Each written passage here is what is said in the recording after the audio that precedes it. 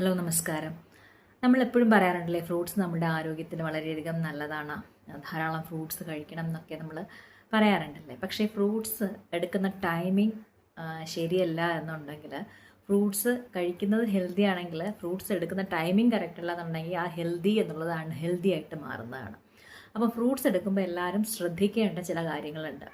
അതായത് പലരും നമ്മൾ രാത്രി ഫുഡ് കഴിഞ്ഞതിന് ശേഷം ഒരു സ്നാക്ക് പോലെ നമ്മൾ ഫ്രൂട്ട്സ് കഴിക്കാറുണ്ട് അല്ലേ, പലരും കഴിക്കാറുണ്ട്.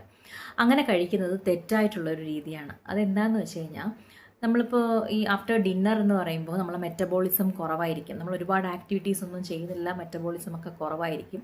അപ്പം നമ്മൾ ഓൾറെഡി ഫുഡ് കഴിച്ചു, അതിൻ്റെ കൂടെ നമ്മൾ ഫ്രൂട്ട്സ് കഴിക്കുകയാണ്, അല്ലെങ്കിൽ വേറെ ഫുഡൊന്നും കഴിച്ചില്ല, രാത്രി ഫ്രൂട്ട്സ് മാത്രമാണ് എടുക്കുന്നതെന്നുണ്ടെങ്കിലും നല്ല രീതിയിൽ ഷുഗർ സ്പൈക്ക് ഉണ്ടാവും.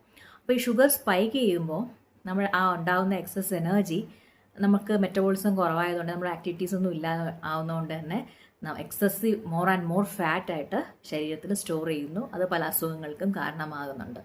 അപ്പോൾ ഫ്രൂട്ട്സ് എപ്പം കഴിക്കാം എന്നുള്ള ഉത്തരം എന്ന് പറഞ്ഞു കഴിഞ്ഞാൽ, നമ്മൾ ഫ്രൂട്ട്സ് വൈറ്റമിൻ സി ഒക്കെ റിച്ച് ആയിട്ടുള്ള ഫ്രൂട്ട്സ് ആണെന്നുണ്ടെങ്കിൽ, നമുക്ക് അയൺ റിച്ച് ആയിട്ടുള്ള ബ്രേക്ക്ഫാസ്റ്റോ മീലോ എന്തെങ്കിലും എടുക്കുകയാണെങ്കിൽ, അതിൻ്റെ കൂട്ടത്തിൽ കഴിക്കുകയാണെങ്കിൽ, വൈറ്റമിൻ സി എടുക്കുകയാണെങ്കിൽ ഫാസ്റ്റ് ആയിട്ടുള്ള അബ്സോർപ്ഷൻ ഉണ്ടാവും.